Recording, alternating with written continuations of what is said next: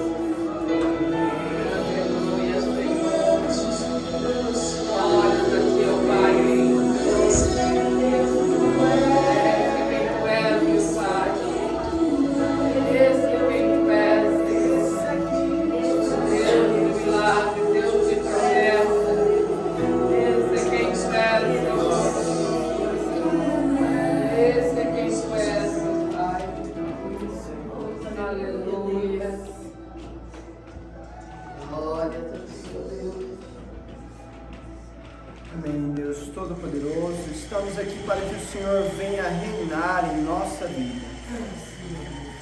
Nos rendemos a Ti para que o Senhor venha abalar o nosso ser. Não precisamos entender, mas somente confiar e crer no Senhor. Faz de nós um vaso de honra, oferta pura ao Teu altar, Deus. Oferecemos nossas vidas a Ti, Deus. Tua graça tem coberto os nossos temores e nos dado mais força para prosseguir no Teu chamado, Deus. Pois sabemos que Tu és Deus vencedor e tudo podes nesta terra, no céu e em todas as galáxias neste mundo, Deus, porque confiamos que Tu és o Deus de todo o universo, Deus. Não há nada que o Senhor não possa fazer. Tu és grandioso e confiamos plenamente no Senhor. Guarda as nossas vidas, Deus, e esteja nos trazendo entendimento da Tua palavra, Senhor. Usa a vida do Nando, Senhor, para que venha passar a Tua palavra a nós através do Senhor. Teu Espírito Santo venha enchê-lo, Senhor, para que os olhos dele estejam abertos, Deus, para que a Tua palavra venha estar, meu Pai, a cada momento enchendo-o, Deus, para que Ele venha nos ensinar conforme a Tua vontade e o Teu querer, no nome poderoso de Jesus. Amém. Amém.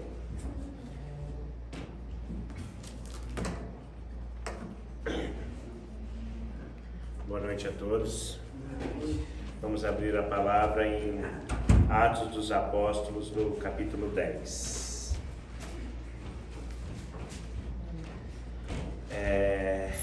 Essa palavra que eu vou ler, ela reflete muito ao longo de muitas outras palavras, né? A gente precisa buscar realmente o entendimento e aquilo que o Senhor tem para nos dizer através da palavra, né? Então nós vamos fazer isso hoje nesse texto. Amém? Atos dos Apóstolos, capítulo 10. Havia em Cesareia um homem chamado Cornélio, centurião do regimento conhecido como italiano. Ele e toda a sua família eram religiosos e tementes a Deus. Davam muitas esmolas ao povo e orava continuamente a Deus. Certo dia, por volta das 3 horas da tarde, ele teve uma visão. Viu claramente um anjo de Deus que se aproximava dele e dizia: Cornélio. Aterrorizado, Cornélio olhou para ele e perguntou: Quem é, Senhor? O anjo respondeu: Suas orações e esmolas subiram como oferta memorial diante de Deus. Agora mande alguns homens a Jope, para que tragam um certo Simão, também conhecido como Pedro, que está hospedado na casa de Simão, o curtidor de couro, que fica perto do mar. Depois que o anjo lhe falou, se foi. Cornélio chamou 2 de seus servos e um soldado religioso dentre os seus auxiliares, e contando-lhe tudo o que tinha acontecido, enviou-lhes a Jope. No dia seguinte, por volta do meio-dia, enquanto eles viajavam, se aproximavam da cidade, Pedro subiu ao terraço para orar. Tendo fome, queria comer. Enquanto a refeição estava sendo preparada, caiu em êxtase. Viu o céu aberto e algo semelhante a um grande lençol que descia à terra, preso pelas 4 pontas, contendo toda a espécie de quadrúpede, bem como répteis da terra e aves do céu. Então ouviu uma voz e disse: Levante-se, Pedro, mate e coma. Mas Pedro respondeu: De modo nenhum, Senhor, jamais comi algo impuro ou imundo. E a voz lhe falou pela 2ª vez: Não chame impuro o que Deus purificou. Isso aconteceu 3 vezes e em seguida o lençol foi recolhido ao céu. Enquanto Pedro estava refletindo no significado da visão, homens enviados por Cornélio descobriram onde era a casa de Simão e chegaram à porta. Chamando, perguntaram se ali estava hospedado Simão, conhecido como Pedro. Enquanto Pedro ainda estava pensando na visão, o Espírito lhe disse: Simão, 3 homens estão procurando você. Portanto, levante-se e desça, não hesite em ir com eles, pois eu os enviei. Pedro desceu e disse aos homens: Eu sou quem estão procurando. Por que motivo vieram? Os homens responderam: Viemos por parte do centurião Cornélio. Ele é um homem justo e temente a Deus, respeitado por todo o povo judeu. Um santo anjo lhe disse que eu chamasse à sua casa, para que ele ouça o que você tem a dizer. Pedro convidou-os a entrar e os hospedou.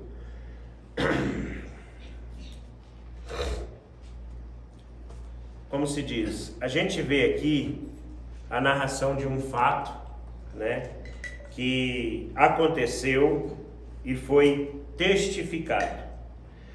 Né? A gente precisa ter o conhecimento e examinar as Escrituras, né? Por isso, se a gente analisar o que está escrito em Romanos 15:4, ele diz o seguinte: pois tudo que foi escrito no passado foi escrito para nos ensinar, de forma que, por meio da perseverança e do bom ânimo procedente das Escrituras, mantenhamos a nossa esperança, né? Então aqui nós estamos vendo relatos de um fato que ocorreu, né? Primeiramente com o centurião Cornélio, né? A palavra deixa claro quem era Cornélio, né? Independente da circunstância e do lugar que ele vivia, Cornélio era um homem justo e temente a Deus, né? Não interessa que ele era realmente o centurião de um regimento conhecido como italiano. Ele era um homem da lei romana, né? Mas indiferente da posição dele, quem era Cornélio? Cornélio era um homem justo e temente a Deus. Então aqui a palavra já deixa bem claro, já abre um precedente para nós, que independente da sua profissão, da sua posição, você tem como nela ser justo e temente a Deus. Então isso aqui a palavra já nos deixou claro. O que ela deixa claro depois? Que independente do seu conhecimento, independente de onde você esteja, O que Deus vê de você é uma busca genuína, é uma entrega verdadeira. E essa sim sobe ao céu. O que não sobe ao céu? Pedido de ajuda, de desespero na hora da dificuldade, porque é nessas horas que normalmente as pessoas buscam ao Senhor. Na hora que está em dificuldade, na hora que eu não tenho mais outra alternativa, agora eu vou buscar a Deus. Realmente ele recebe isso? Recebe, mas não com a gratificação que ele recebeu as esmolas e a vida de Cornélio, né? Que independente da sua circunstância, ele era temente a Deus e um homem justo. Outra coisa que a gente precisa deixar muito bem claro, né? Indiferente do que aconteça, indiferente do quanto o Espírito se mova, é necessário que se haja confirmação, né? Por isso que aqui nós estamos testificando a mesma história vista por dois lados, mas testificada pelo Espírito. Do mesmo jeito que Cornélio teve uma visão, ele já teve a informação de onde Pedro estava hospedado. Só que Pedro, que estava hospedado, no outro dia, teve a visão que os homens de Cornélio viriam procurá-lo. Então, a gente necessita dessa confirmação. A gente necessita de que algo nos prove e nos comprove que o caminho que está sendo trilhado é um caminho direcionado por Deus. Porque senão a gente fica aquém do destino, né? Eu acho que Deus quer isso, acho que Deus quer aquilo, acho que o caminho é esse. Não. Nós, aqueles que servimos ao Deus Altíssimo, nós não achamos nada, nós temos certeza. Nós sabemos aonde nós vamos. Por que nós sabemos aonde nós vamos? Porque o Senhor nos deixou claro e explícito, né? Se a gente for olhar lá em Mateus deixa bem claro isso, Mateus 24, 23 e 24. Ele diz o seguinte: se então alguém disser, vejam, ali está o Cristo, ou ali está ele, não acreditem, pois aparecerão falsos cristos e falsos profetas, e realizarão grandes sinais e maravilhas para, se possível, enganar os eleitos. Então, Mateus 24, 23 diz o seguinte: não importa o que o seu líder faça, necessita-se de confirmação, necessita-se de exemplo de vida. Uma árvore má não dá fruto bom. Se o seu líder não é um exemplo, não siga ele. Ele não é para ser seguido, porque a palavra diz que se ele fizer grandes maravilhas, ele ainda é um falso Cristo. Então a palavra está nos deixando claro que, baseado nessa visão de Cornélio, que independente da circunstância, uma oração pode chegar ao Senhor, contanto que ela seja justa e de um homem piedoso, de um homem consagrado. Ponto. Com isso, o homem de Deus terá testificação do que aconteceu. Vai ser confirmado com o homem de Deus tudo aquilo que aconteceu. E isso vai entrar em acordo. Legal. Aí a gente prossegue. Agora, dizer, faça isso, faça aquilo, e você olhar para a vida e falar, mas como que eu posso fazer algo que nem ele não faz? Infelizmente, né? A palavra também nos diz o seguinte, Atos 2:17. Atos 2:17 ao 21. Ela diz o seguinte: nos últimos dias, diz Deus, derramarei do meu espírito sobre todos os povos, e seus filhos e suas filhas profetizarão. Os jovens terão visões, os velhos terão sonhos. Sobre os meus servos e as minhas servas derramarei do meu espírito naqueles dias, e eles profetizarão. Mostrarei maravilhas em cima no céu, e sinais embaixo na terra: sangue, fogo e nuvens de fumaça. O sol se tornará em trevas e a lua em sangue, antes que venha o grande e glorioso dia do Senhor, e todo aquele que invocar o nome do Senhor será salvo. Então, o que Atos 2 está dizendo para nós, mais uma vez, que os sinais seguirão aqueles que creem. Os sinais serão a testificação daqueles que creem. Então, não adianta a gente querer viver uma vida cristã baseada em história. Nós precisamos crer nos sinais. Eles precisam acompanhar tudo aquilo que vem do alto. Porque o que eles são? A testificação que o nosso caminho está no rumo certo. Porque caso contrário, como diz a palavra, nenhuma carne poderia se salvar, né? A palavra deixa isso claro, porque nós precisamos entender isso. Nós precisamos entender que a vida do cristão é acompanhada de sinais. Ela é acompanhada de mover de Deus. Mas a palavra também deixa claro que muito mover não vem do Senhor. Porque o mover, ele só é do Senhor se ele for acompanhado de vida, de testificação. Porque, como diz a palavra, a árvore má não dá bom fruto, não tem como. Então, primeiramente, você não precisa somente analisar o seu líder, você precisa analisar a si próprio. Eu me encaixo diante dessas especificações das Escrituras, os sinais têm me acompanhado, a palavra ela tem sido viva na minha vida, ela tem tido o poder de transformação. Gente, se isso daqui não transformar, é um livro. Isso daqui precisa ser acompanhado de transformação, de mudança, porque senão você vai ler e voltar a fazer exatamente as mesmas coisas. Isso daqui precisa transformar a sua vida, porque se a palavra não transformar a sua vida, ela é simplesmente um livro de juízo contra a sua própria vida. Você vai caminhar com todo o conhecimento, vai chegar no final e vai ouvir: aparta de mim, não vos conheço. E a gente tem que entender que nenhum prazer deste mundo compensa um dia sequer no inferno.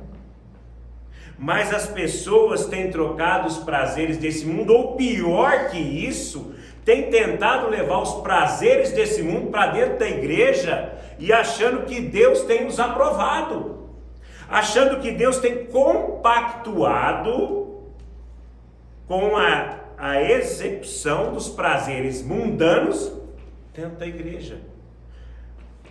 Por que você se baseia nisso? Porque Deus não te falou nada? Então quem cala consente. Esse é o fato, né? Se Deus não falou nada, é porque Ele não se opõe. Tudo que Ele precisa falar já está dito. Tudo que Ele precisa ter dito está escrito. Infelizmente, você engana-se a si mesmo, tenta trazer a sua vida mundana para dentro do cristianismo, tenta amoldar o cristianismo à sua vida, e infelizmente chegar lá no final você vai ver que você não foi realizado em nenhuma das duas áreas, nem foi totalmente mundano, nem cristão, e vai perecer no fogo do inferno, num lugar pior do que aqueles que não têm conhecimento. É isso. A palavra diz que aqueles que têm que não têm o conhecimento serão castigados com poucos açoites, mas aqueles que têm o real conhecimento serão fustigados com muitos açoites. É só isso que a palavra diz. Então, aonde que a palavra se encaixa na sua vida? Dizendo que se Deus não falou nada é porque Ele está consentindo com a circunstância. Infelizmente, tudo que precisava ser dito, tudo que precisava ser exposto, foi dito e escrito. Passou durante séculos e chegou até nós aqui, intocável. Só um Deus Todo-Poderoso podia fazer isso, trazer isso para nós até os dias de hoje. Porém, algumas pessoas ainda se enganam, achando que o Cristo está aqui ou está ali. E infelizmente isso tem levado pessoas ao inferno e ainda vai levar muitas outras, né? Então, baseado no crivo da palavra, o que nós precisamos é realmente testificar a nossa vida através de visões, de sonhos, de palavras, de promessas cumpridas, né? Porque, infelizmente, a gente vê hoje no meio cristão, né? Estamos falando para aqueles que professam a fé em Cristo, né? Para aqueles que se dizem chamados à redenção, que se dizem salvos, né? Pelo sangue purificador de Cristo. A esses nós dizemos o seguinte: analisa a sua vida, não viva uma mentira, não viva o engano, né?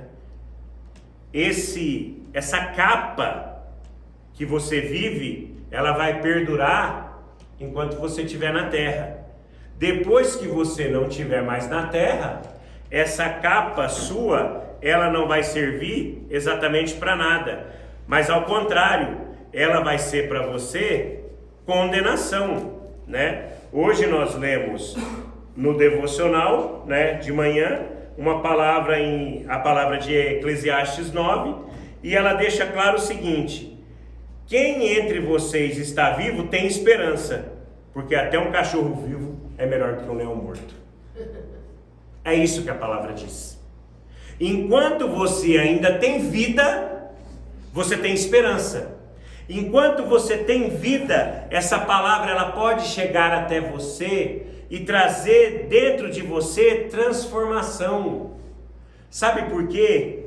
Porque mais vale um cachorro vira-lata vivo do que um leão morto. Mas muitas vezes você é o cachorro vira-lata morto. Não tem valor nenhum, né? Então, gente, o que o Senhor tem nos colocado aqui é o seguinte: a gente precisa ter a testificação, a gente precisa ter a essência, a gente precisa saber que realmente o Senhor tem feito. Não adianta se enganar, não adianta disfarçar o crivo da palavra, entendeu? Tá aqui, ó, Romanos diz bem claro, né? Para que a gente não tenha dúvida.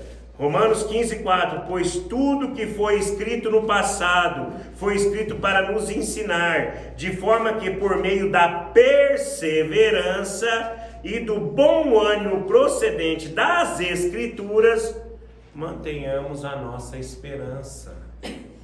Gente, se isso foi escrito, é por quê? Porque aquele estupim, aquele boom do primeiro amor, ele não vai te levar a lugar nenhum. Ele está dizendo o seguinte: que a palavra, tudo que foi escrito no passado foi escrito para nos ensinar, de forma que por meio da perseverança, do esforço, da continuidade, por meio da perseverança e do bom ânimo procedente das Escrituras, daquela esperança, daquele ânimo, daquela realmente injeção de ânimo, nós possamos manter a nossa esperança, porque caso contrário, nós desfaleceremos. Nós desfaleceremos porque aquilo que nós repudiamos hoje, daqui a um mês a gente começa a aceitar. Você, quando entrou na igreja, o seu primeiro amor, ele te afastou de várias coisas, mas que depois de um tempo, você começou a aceitar. Você começou a tentar amoldar ao seu cristianismo. O cristianismo, ele não é realmente, como se diz, especificado, né? Ele não é assim, personalizado para cada ser humano. Deus sim. Deus, ele se personaliza a sua vida, mas o cristianismo não. E muito menos as Escrituras. As Escrituras, elas não são personalizadas de acordo com a sua vontade. Elas não são personalizadas de acordo com aquilo que você gosta. Deus, muitas vezes, é personalizado para você, naquele propósito que ele tem para cumprir na sua vida. Não nas regras que você precisa cumprir para entrar no seu propósito. Entenda muito bem a diferença disso. A personalização de Deus, ela só entra na sua vida a partir do momento que você passa pelos critérios e aprovações necessárias para ser chamado de seu filho. Aí Deus começa a ser personalizado na sua vida para um propósito. Mas as escrituras, a lei, as regras não são personalizadas, são uma para todos. Santificação, vida com Deus, apartado do mal, né? E todas as outras coisas que a gente já conhece através das escrituras, que foram muitas vezes faladas aqui mesmo, né? Como se diz, para quem quiser saber quais são, basta buscar os outros vídeos, os outros cultos, e vão saber quais são as personificações que Deus tem para cada um. Aonde? No propósito.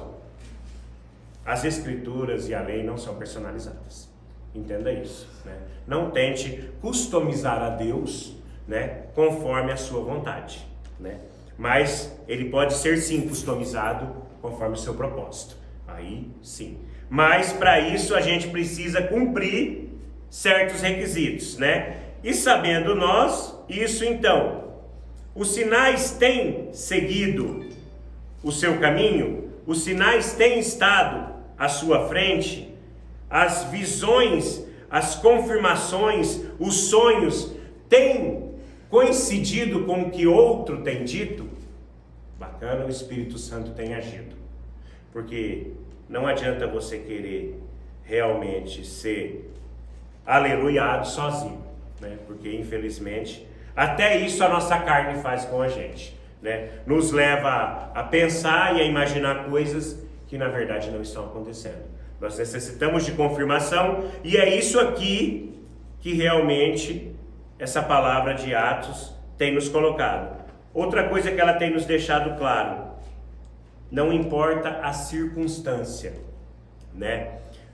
Na lei dos judeus, não se entrava na casa de um gentio, não se pregava para gentios, né? Cornélio, através de suas ações, conseguiu um lugar diante do Senhor, ao ponto dele ir lá chamar Pedro e falar: vai lá, prega para eles, evangeliza eles, que eu quero que eles me conheçam. Porque outra coisa também, gente, não vem com essa conversa de que o fulano é bom e Deus vai ter com ele. Não. Aqui é o exemplo. O homem era justo, temente a Deus, mas ele não tinha conhecimento da verdade plena.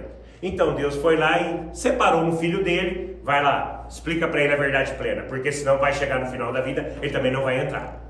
Então, deixar bem claro, gente, que ser bom, ser justo, ser amigável, ser querido por todos, não vai levar você a lugar nenhum.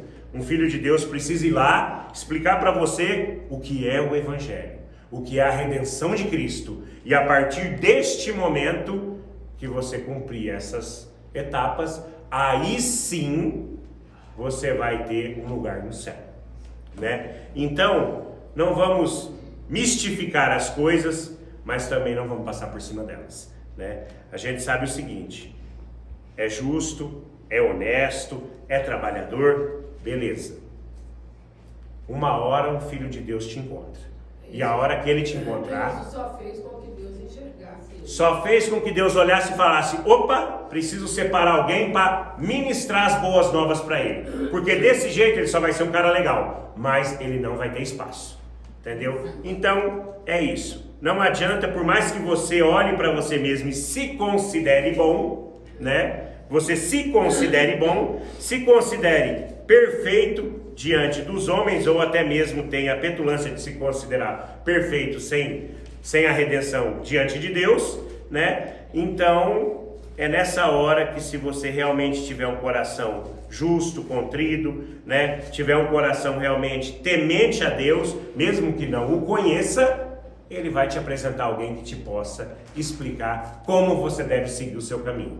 E a partir disso, sim, você pode realmente ter um espaço no céu, né? Esse é o Deus que nós pregamos, esse é o Deus que nós servimos, esse é o Deus que nós cremos, né? Esse é o Deus que realmente faz. Nossas vidas são exemplo disso e a vida daqueles que estão à nossa volta também. Mas, entenda o seguinte, os sinais precisam seguir aqueles que creem. É isso que testifica que realmente Deus tem agido em cada lugar. Amém? Amém. Deus Todo-Poderoso, Pai, que realmente esta palavra possa ter alcançado, irá alcançar ainda, Deus, muitos corações, ó Deus. Sim. Que realmente as pessoas entendam, Pai, o real propósito, Pai, de te servir, ó Pai. Sim. Que não basta, Senhor, simplesmente se enganar nesta vida, Pai, e achar, ó Deus, que é justo, Pai. Sim. Mas precisa ser realmente reconhecido diante dos teus olhos, Pai. E isso só é feito, Pai, através da redenção pelo sangue do teu Filho, Senhor. Sim. Por isso, Deus, que essa palavra possa chegar, ó Deus, a muitos corações, ó Deus, e que possa abrir o entendimento das pessoas, Senhor, a ver e confiar e crer, ó Deus, no teu propósito, Pai, conhecer as tuas escrituras, Pai, porque somente o fato de não as conhecer já é um pecado, Senhor. Por isso, Deus Todo-Poderoso, abençoa, Senhor, a vida destas pessoas, Pai, em nome de Jesus, Senhor. Amém, Senhor.